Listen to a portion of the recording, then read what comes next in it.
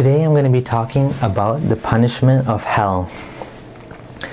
So to begin, we should look at a little bit of history of humanity and the universe. We know the universe is 13.8 billion years old. It's a very old universe. It's been around a very long time.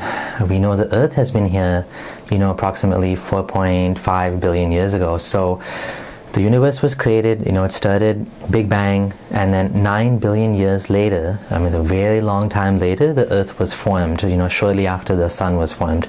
So all this time, nothing was happening in the universe. The universe was just quiet. And then, about, like I said, 9 billion years after the Big Bang, there was an Earth. And then, fast forward another almost 4 billion years ago, coming up to a total of 13.8 billion years now, we are here.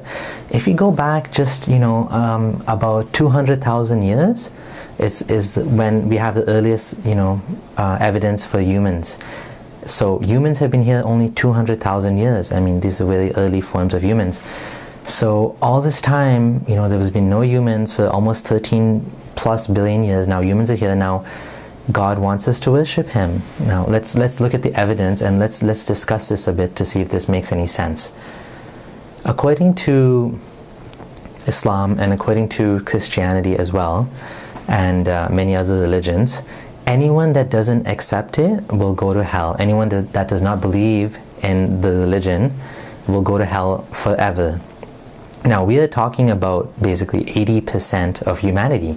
If you look at the Muslim population, 1 billion out of about 6-7 billion, we're talking about less than 20% of the world's population. So 80% of the world's population is going to hell. Same thing with Christianity, same type of idea that the majority will go to hell because they don't accept Jesus died for their sins. Now this is interesting. God made a creation that the vast majority of them would go to hell. Now why would God do that? In His infinite wisdom, infinite knowledge, He knew He was going to create a creature that would mess up and go to hell, and actually the vast majority of them. If you're making a product and you have 4 to 5% defective rate, that's a problem. But if you make a product and you have an 80% defect rate, that's horrible. You're a failure. So, it's kind of strange, right? And why would God need to test us anyways? God knows everything. God knows whether we're going to be good or bad. Why put us through all this? Why go through this whole exercise? Humans, we are fallible creatures. Sometimes we mess up, sometimes we make mistakes, sometimes we'll choose the wrong religion. Most of us will mess up in our lives. We'll make bad decisions, we'll do bad things. And sometimes we'll die on that, A majority of people that are born into the religion that their parents follow. Based on where you are in the world, you'll end up following a specific religion. Why would God want us to all go to hell? Majority of people in India, let's say, are Hindus. Because they were born in that place and with those parents, they're going to be Hindu. Very few people will, actually go and convert.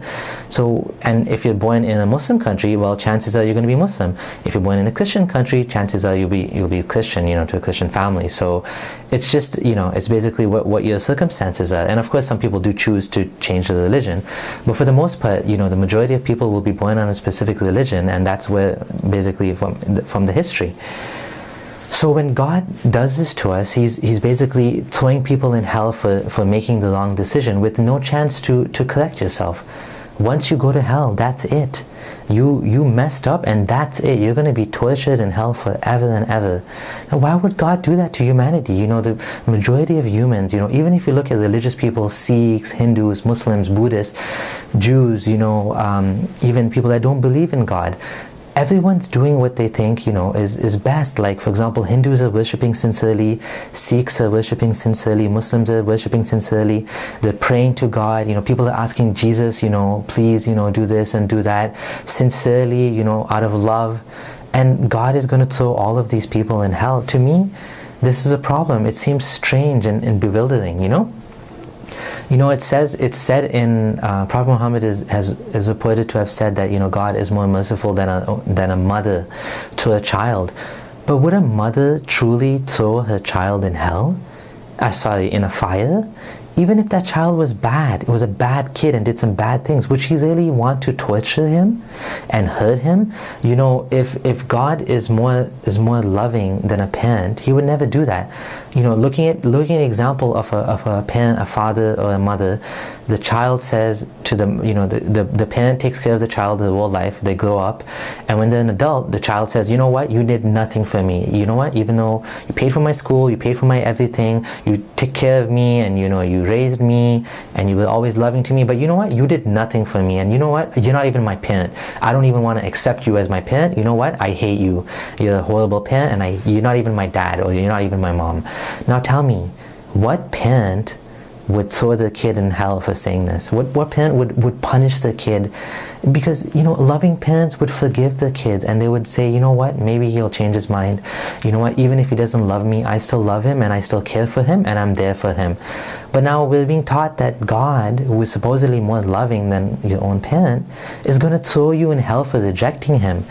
Now, does this sound like an infinitely powerful God that is, you know, more merciful, Arhamur Rahimin, the most merciful of those that show mercy? Or does it sound like a petty, jealous, insecure God? Does it sound like a God that's upset because you don't accept him? I mean, this doesn't sound like an all-powerful being. It actually sounds like a very insecure, petty being that needs to be recognized, that needs to be worshipped. And of course, I don't personally believe in God. I don't think that God exists, but I'm just saying that this idea seems nonsensical. It doesn't make any sense.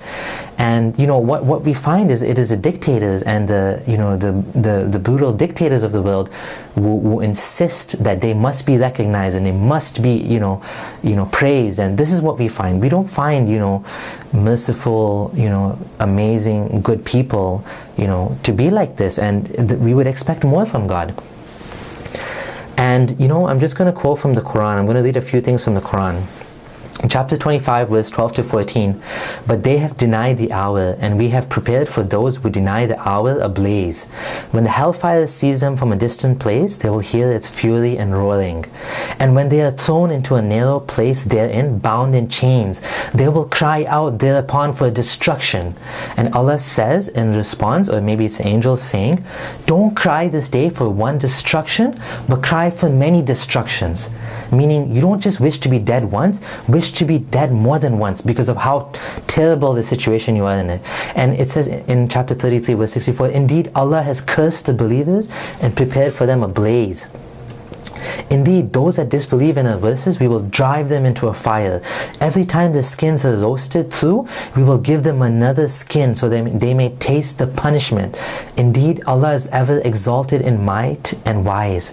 This is in chapter 4, verse 56. And again, "But those who disbelieve will have cut out for them garments of fire," like clothing made of fire that's pressed onto them, "and upon their heads will be poured scalding, burning water." And it also says in chapter 83, "Those who believed today are laughing at the disbelievers." It says that. And it also says, it's a very, the description of hell is very disturbing, but I'll just read a few more verses. It says, "We have prepared for the wrongdoers a fire whose walls will surround them, and if they call for relief, they will be given water like murky oil, which scalds their faces. Wretched is the drink, and evil is the resting place." "Abiding eternally therein. The punishment will not be lightened for them, nor will they be reprieved." This is in chapter 2, verse 162. So basically it's saying the punishment in hell is forever. The punishment will not be lightened, and they will not be reprieved. "Thus Allah will show them their deeds as regrets for them, and they will never get out of the fire. And on top of it, Allah is going to show them, this is why you did this, and so they're going to regret it. The torment will not be lightened for them, and they'll be plunged into destruction with deep regret, sorrow, and despair. But they have denied the hour, so we have prepared for those who deny the hour a blaze." And I already read that verse. "And they will call, 'O Malik,'" that's the angel, "'let your Lord put an end to us.'" They're asking the angel, "Tell God, just turn off the fire, stop it, give us a break." And Malik will say, "Indeed, you will remain." And this is chapter 43, verse 74 to 77. Prophet Muhammad said, and this is quoted in Sahih Muslim. By him in whose hand is the life of Muhammad. So he's swearing by God, and this is one of his strongest oaths that he makes. Whenever he swears in the name of the one whose life is in his hands, meaning God, by the one who my life is in his hands, meaning Allah, he who is among the community of Jews and Christians and hears about me, but does not affirm his belief in that which I have been sent, and dies in a state of disbelief, he will be one of the denizens of the hellfire. And this is again in Sahih Muslim. So he's saying that anyone that knows about me, hears about me and knows about me from the Jews and Christians and rejects me will go to hell. He's making it clear.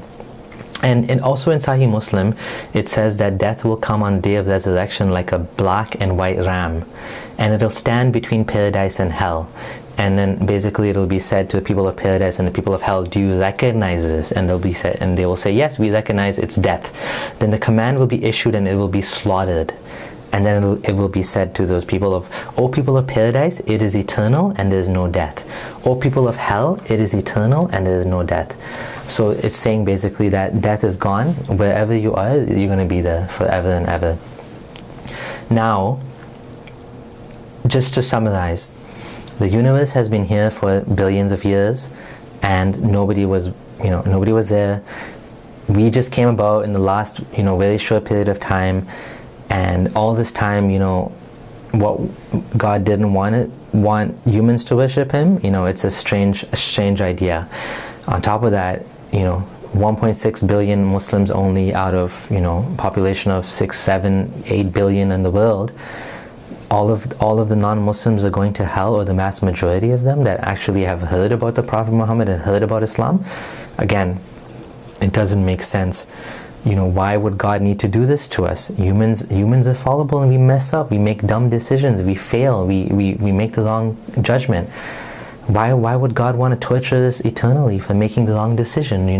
It's said that God is more merciful, but it doesn't seem like that. According to this, he's not merciful. He actually is a very vengeful, jealous, angry entity.